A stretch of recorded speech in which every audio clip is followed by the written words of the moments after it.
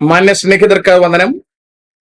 Israel Iran സംഘട്ടനം മൂർച്ഛിക്കുന്ന ഒരു രംഗമാണ് നമ്മൾ കാണുന്നത്. കഴിഞ്ഞ ദിവസം ഇറാൻ 189 മിസൈലുകൾ ഇസ്രായേലിലേക്ക് തുരുതുര അയച്ചു. ദൗർഭാഗ്യവശാൽ അയച്ച ഒരു മിസൈലും ഗുണം കണ്ടില്ലെന്ന് മാത്രമല്ല, ആകെ കൊല്ലപ്പെട്ടത് സ്വന്തം ആള് തന്നെയാണെന്നുള്ളതാണ് വേദനാജനകമായ കാര്യം. അപ്പോൾ എന്തിനാണ് ഇറാൻ ഇത്ര ദിവസം കാത്തിരുന്നിട്ട് ഇത്ര വലിയൊരു സംഘട്ടനം നടപ്പിലാക്കിയത് എന്നും, ഈ നാണം കെട്ടൊരു പരിപാടിക്ക് വേണ്ടി ആയിരുന്നുവോ ഇത്രയും ദിവസം കാത്തിരുന്നത് എന്നുമൊക്കെ പൊതുവിൽ ചർച്ചകൾ നടക്കുന്നുണ്ട്. ഇറാന്റെ പ്രസിഡന്റിനെ കൊന്ന, അല്ലെങ്കിൽ പ്രസിഡന്റ് ഹെലികോപ്റ്റർ അപകടത്തിൽ കൊല്ലപ്പെട്ട വിഷയത്തിലോ, ഹമാസ് നേതാവ് ഇസ്മായിൽ ഖനിയ ഇറാനിലെ തെഹ്റാനിൽ വെച്ച് കൊല്ലപ്പെടുന്ന ആ ഘട്ടത്തിലോ, ഉടനെ ഇപ്പോൾ അടിച്ചേ തീരൂ എന്ന് പറഞ്ഞ് ഖൊമാനി ആവശ്യപ്പെട്ടതാണ്. ഇറാനിലെ മത നേതാവാണ്, മതാധ്യക്ഷനാണ് ഖൊമാനി. നമുക്കറിയാം, കഴിഞ്ഞ ദിവസം ഹിസ്ബുള്ളയുടെ തലവൻ കൊല്ലപ്പെടുന്നതോടുകൂടി ഇറാന്റെ മതാധ്യക്ഷൻ എവിടെ പോയി എന്ന് യാതൊരു പിടിയില്ല, ആള് നാടുവിട്ടിരിക്കുകയാണ്. ഏതായാലും ഇറാന്റെ സമാധാന അന്തരീക്ഷം തകർക്കുന്നത് ഈ മതനേതാവാണ്, ഖൊമാനിയാണ് എന്ന പൂർണ്ണ ബോധ്യം ഇസ്രായേലിനുണ്ട്. ഹസറുള്ളയും അതുപോലത്തെ ഒരാളായിരുന്നു.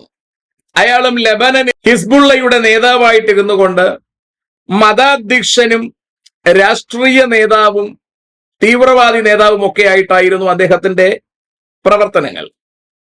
60ഓളം വർഷം, 30-ലധികം വർഷം ഹിസ്ബുള്ളയുടെ തലവനായിട്ട് അദ്ദേഹം ഉണ്ടായിരുന്നു എന്ന് മനസ്സിലാക്കുമ്പോൾ അദ്ദേഹത്തിന്റെ പ്രത്യേകത നമുക്ക് മനസ്സിലാവും. അദ്ദേഹത്തിന് ശേഷം വന്നയാൾ 1 മണിക്കൂർ തികച്ചിരുന്നില്ല. അതിനു മുമ്പ് ഇസ്രായേൽ തട്ടിക്കളഞ്ഞു. ഇപ്പോൾ ഒരു പുതിയ ഒരാളിനെ കൊണ്ടുവന്നിട്ടുണ്ട്. അയാൾ എന്തുകൊണ്ട് തട്ടാതെ വെച്ചിരിക്കുന്നു എന്ന് അറിയാൻ പാടില്ല. ഏതായാലും ഇതെല്ലാം ബ്ലാക്ക് ലിസ്റ്റിൽ പെട്ടപ്പെട്ടിരിക്കുന്നു എന്ന് നമുക്ക് എല്ലാവർക്കും അറിയാം. ഇതിനിടയിലാണ് ഇസ്രായേൽ പ്രധാനമന്ത്രി ബെഞ്ചമിൻ നെതന്യാഹു ഇറാനിലെ ജനങ്ങളോട് പറയുന്നത്, ഞാൻ നിങ്ങളെ സംരക്ഷിക്കാം, അല്ലെങ്കിൽ നിങ്ങളുടെ സമാധാന അന്തരീക്ഷം ഞാൻ ഏറ്റെടുക്കാം, നിങ്ങൾക്ക് ഞാൻ സമാധാനം നൽകാം. അതിനകത്ത് ബെഞ്ചമിൻ നെതന്യാഹു ഉദ്ദേശിക്കുന്നത് ഇറാനിൽ ഇപ്പോൾ പ്രശ്നമുണ്ടാക്കിക്കൊണ്ടിരിക്കുന്ന ഖൊമാനിയെ വകവരുത്തിക്കൊണ്ട്, അല്ലെങ്കിൽ ഘൂറികൾ അടുക്കിലേക്ക് അയച്ചുകൊണ്ട് ഇറാനിൽ ഒരു സമാധാനം ഉണ്ടാക്കി കൊടുക്കാം എന്നുള്ളതാണ് ഇസ്രായേൽ ഉദ്ദേശിക്കുന്നത്. അവിടുത്തെ പ്രത്യേകത നമ്മൾ അറിയുക, ഇപ്പോഴത്തെ ഇറാനിലെ പ്രസിഡന്റ് വലിയ ശല്യക്കാരനല്ല. അയാൾ ഒരു പ്രശ്നം ഉണ്ടാക്കാൻ വേണ്ടി മുതിരുന്നുമില്ല. പക്ഷെ അവിടെ പ്രശ്നം ഉണ്ടാക്കിയേ തീരൂ എന്ന് പറഞ്ഞ് ഇത്രയും പ്രശ്നങ്ങൾ ഇളക്കി വിടുന്നയാള് ഖൊമാനിയാണ്. ഖൊമാനിയാണ് ലെബനനിൽ ഹിസ്ബുള്ള ഇളക്കി വിട്ടത്, ഹസറുള്ള ഇളക്കി വിട്ടത് അയാളാണ്. അവിടെ നിന്നുകൊണ്ട് ഹിസ്ബുള്ള ശരിക്കും ബോംബുകൾ, ശരിക്കും മിസൈലുകൾ ഇസ്രായേലിലേക്ക് വർഷിപ്പിച്ചു. അങ്ങനെയാണ് ഇസ്രായേൽ ലെബനനെ തകർത്ത് തരിപ്പണമാക്കുന്നത്. ഹിസ്ബുള്ളയുടെ കാര്യത്തിൽ തീരുമാനമായി, ഹമാസിന്റെ കാര്യത്തിൽ തീരുമാനമായി. ഹൂതികൾ അനങ്ങുന്നേയില്ല. ഇപ്പൊ ആകെ ബഹളം വെക്കുന്നത് ഇവിടത്തെ കുറച്ച് ചർച്ചക്കാരാണ്. ഏതാണ്ട് 1-2 മീഡിയ വൺ പോലെയുള്ള ഏതാണ്ട് ചാനലുകാരാണ് ഇവിടെ ചർച്ച ചെയ്യുന്നത്. ഇവര് പറയുന്നത് ഇസ്രായേൽ തീർന്നു എന്നുള്ള അർത്ഥത്തിലാണ്. എന്തെങ്കിലും ആയിക്കൊണ്ട് പോട്ടെ, ഈ 3 തീവ്രവാദ സംഘടനകൾ ഇന്ന് തല ഉയർത്തുന്നില്ല എന്നുള്ളത് പ്രത്യേകതയുള്ള കാര്യം തന്നെയാണ്.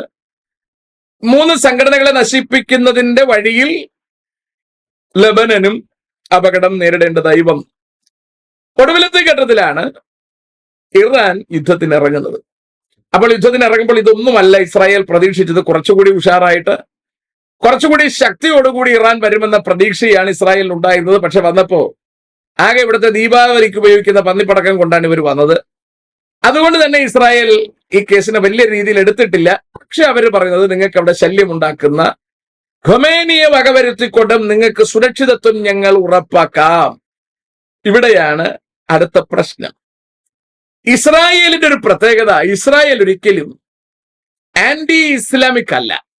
അവിടെ അതൊരു ഒരു പ്രധാനപ്പെട്ട കാര്യമാണ്. ഇസ്രായേലിന്റെ മന്ത്രിസഭയിൽ അവർ ഇസ്ലാമ്യ ആൾക്കാരെ അനുവദിക്കുന്നുണ്ട്. ഇസ്രായേലിന്റെ മണ്ണിൽ പണിയെടുക്കാൻ പാലസ്തീനികളെ അനുവദിക്കുന്നുണ്ട്. അവർക്ക് മാന്യമായ ശമ്പളം കൊടുക്കുന്നുണ്ട്. അപ്പോൾ ഇസ്ലാമാണെന്ന് വെച്ചൊരിക്കലും ഇസ്രായേൽ അവരെ വകവരുത്തുകയോ നശിപ്പിക്കാൻ ശ്രമിക്കുകയോ ഒന്നും ചെയ്യുന്നില്ല. അവർക്ക് ഇസ്രായേലിന്റെ മണ്ണിൽ യാത്ര ചെയ്യാം, അവർക്ക് ഇസ്രായേലിൽ പണിയെടുക്കാം. ഇതൊന്നും അവിടെ ഒരു പ്രശ്നമല്ല. പാലസ്തീനികൾക്കൊക്കെ സംരക്ഷണവും സുരക്ഷിതത്വം, എന്തിനേറെ പോളിയോ വാക്സിൻ വരെ കൊടുക്കുന്നത് ഇവരാണ്. അപ്പം മരുന്നും വെള്ളവും വെളിച്ചവും ഒക്കെ കൊടുക്കുന്നത് ഇസ്രായേലായിരിക്കുമ്പോൾ നമ്മൾ തിരിച്ചറിയേണ്ടത് അവരെ അത്തരത്തിലൊരു മനുഷ്യൻ എന്ന നിലയിൽ സംരക്ഷിക്കാനുള്ള ഒരു മാനസിക സിസ്റ്റമുള്ള ജാതിയാണ് ഇസ്രായേൽ. പക്ഷേ ഇസ്ലാം അങ്ങനല്ല. ഇസ്ലാമിനെ സംബന്ധിച്ചിടത്തോളം കുറെ കാലങ്ങൾക്ക് മുമ്പ് വരെ ഇസ്രായേലിൽ ഒരാൾ ചെന്നിട്ടുണ്ടെങ്കിൽ അയാളുടെ പാസ്പോർട്ടിൽ ഇസ്രായേലിൽ സന്ദർശിച്ചിട്ടുണ്ടെന്ന് സ്റ്റാമ്പ് ചെയ്തിട്ടുണ്ടെങ്കിൽ അയാളെ സൗദി അറേബ്യയിൽ ഇറക്കില്ലായിരുന്നു. അതുകൊണ്ട് പണ്ടത്തെ സ്റ്റാമ്പിംഗ് രീതി വേറൊരു എക്സ്ട്രാ പേപ്പർ വച്ച് ബെൻഗൂരിയൻ എയർപോർട്ടിൽ ഇറങ്ങുമ്പോൾ അവർ സ്റ്റാമ്പ് ചെയ്യുന്നത് ആ പേപ്പറിലാണ്. അപ്പോൾ ഒരിക്കലും അവർ നമ്മുടെ പാസ്പോർട്ടിൽ പോലും സ്റ്റാമ്പ് ചെയ്യാറില്ല. കാരണം ചില സൗദി അറേബ്യ പോലെയുള്ള ചില ഇടങ്ങളിൽ ഇറങ്ങാൻ അത് ബുദ്ധിമുട്ടായിരുന്നു. നിങ്ങൾ ഓർക്കുക, സാക്ഷാൽ ഇസ്ലാമിന് അല്ലെങ്കിൽ സാക്ഷാൽ അറബിക്ക് തന്നെ ഇസ്രായേൽ മണ്ണിൽ ഇറങ്ങാനുള്ള സൗകര്യം കൊടുത്തിരിക്കുന്നു. എന്നാൽ ഇസ്ലാമിനെ സംബന്ധിച്ചിടത്തോളം മറ്റൊരു മനുഷ്യർക്കും അമുസ്ലിമായിട്ടുള്ള ആരും സന്ദർശിക്കാൻ പാടില്ലാത്ത ചില ഇടങ്ങളുണ്ടെന്ന് അറിയണം. അപ്പോ ഇസ്രായേൽ ഇത്രയധികം ഫ്രീ ആയിട്ട് ഇസ്രായേൽ ഇത്ര ടോളറേറ്റഡ് ആയി സഹിഷ്ണുതാ മനോഭാവത്തോടെ ഈ ഇസ്ലാമിനെ പരിഗണിക്കുമ്പോഴും ഇസ്ലാം ഇസ്രായേലിനെ വകവരുത്താനാണ് ശ്രമിക്കുന്നത്. അപ്പോൾ അതേ മൈൻഡ് സെറ്റിലാണ് ഇപ്പോൾ ബെഞ്ചമിൻ നെതന്യാഹു പറയുന്നത്, ഇറാന്റെ സംരക്ഷണ ചുമതല ഞങ്ങൾ ഏറ്റെടുത്തോളാം, ഇറാനെ ഞങ്ങൾ സംരക്ഷിച്ചോളാം. പക്ഷേ ഇവര് കാണുന്നത് പോലെ അല്ലിക്കാര്യം. ഇയാളുടെ വിചാരം, അല്ലെങ്കിൽ ബെഞ്ചമിൻ നെതന്യാഹുവിന്റെ വിചാരം, ഖൊമാനി കൊല്ലപ്പെട്ടാൽ അവിടെ പ്രശ്നം തീരുമെന്നാണ്. ഖൊമാനിയുടെ കീഴിൽ 100 കണക്കിന് തീവ്രവാദികളുണ്ട്. ഖൊമാനി കൊല്ലപ്പെട്ടത് കൊണ്ട് ഒരിക്കലും ഇറാൻ ഒരു സമാധാനം ഉണ്ടാകാൻ പോകുന്നില്ല. ഖൊമാനി അല്ല പ്രശ്നം. ഖൊമാനി പാവം മനുഷ്യനാണ്. ഖൊമാനിയോ ഇസ്മയിൽ ഖനിയെയോ ഒന്നുമല്ല പ്രശ്നക്കാർ. ഇവരുടെ തലയ്ക്കകത്ത് അടയ്ക്കപ്പെട്ടിരിക്കുന്ന ദുഷിച്ച ഫിലോസഫിയാണ് പ്രശ്നം. അതിനെ ഭൂപ്പരപ്പിൽ നിന്ന് മാറ്റാത്തിടത്തോളം ഇത് ബാധിക്കപ്പെട്ട ആരോ നിങ്ങൾ മാറ്റിയിട്ടും കാര്യമില്ല. ഇത് 1 by 1 ഇത് ബാധിക്കപ്പെട്ടുകൊണ്ടേയിരിക്കും. ആരെയും രക്ഷപ്പെടുത്താനാവില്ല. അതുകൊണ്ട് തന്നെയാണ് പഴയ നിയമത്തിൽ കർത്താവ് ഇസ്രായേലിന് വാക്ക് കൊടുക്കുമ്പോൾ പറഞ്ഞത്, നിങ്ങൾ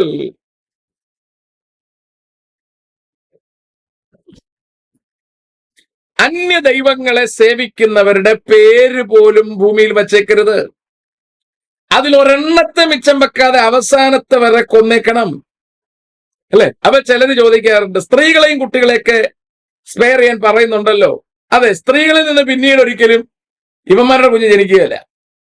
കുട്ടികൾ എന്ന് പറയുമ്പോഴും കാര്യങ്ങൾ പറഞ്ഞ് മനസ്സിലാക്കി വളർത്തിയെടുക്കാൻ കഴിയുമെന്നുള്ളൊരു സാഹചര്യം വെച്ചിട്ടാണ് അങ്ങനെ ഒരു നിയമം ദൈവം അവിടെ വച്ചിരിക്കുന്നത്.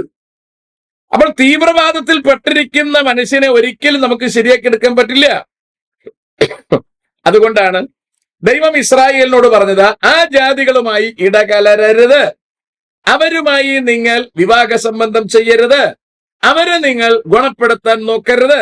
നടക്കുന്ന കാര്യമല്ല.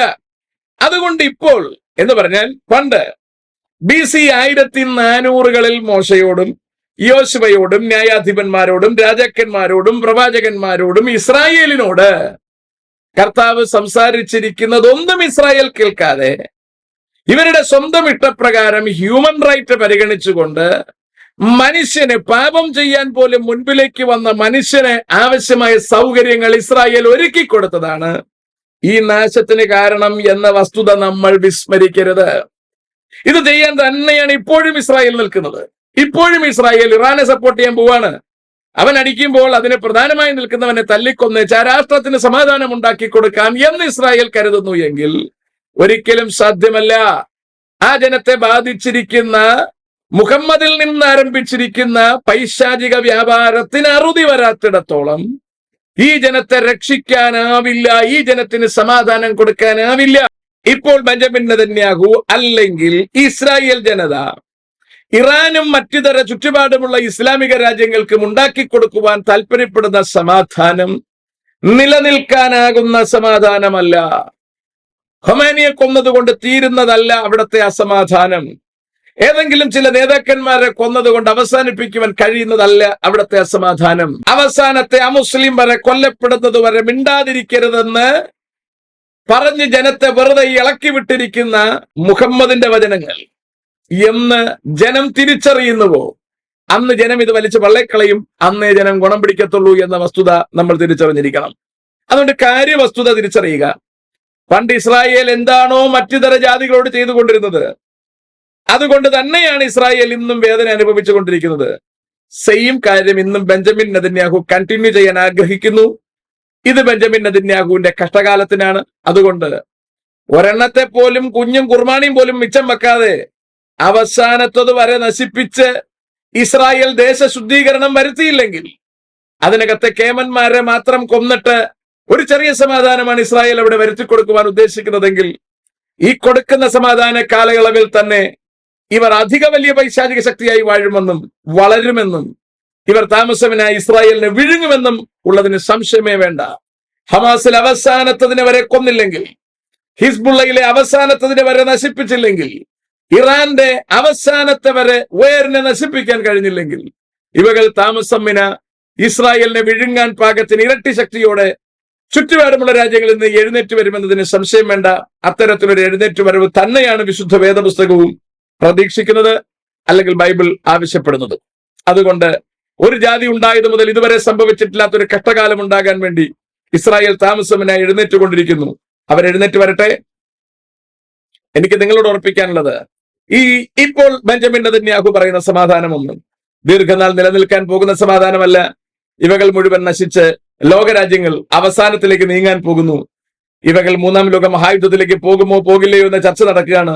നിശ്ചയമായും പോകും, ഇതിന് സംശയമൊന്നും വേണ്ട. മൂന്നാം ലോക മഹായുദ്ധത്തിലേക്ക് ലോകരാഷ്ട്രങ്ങൾ മൂവ് ചെയ്തുകൊണ്ടിരിക്കുമ്പോൾ അതിനിടയിൽ യുദ്ധമില്ലാത്ത നാട്ടിലേക്ക് പോകുവാൻ നമുക്ക് ഒരുങ്ങുവാൻ തയ്യാറാകാം. ദൈവം നമ്മെല്ലാവരെയും അനുഗ്രഹിക്കുമാറാകട്ടെ.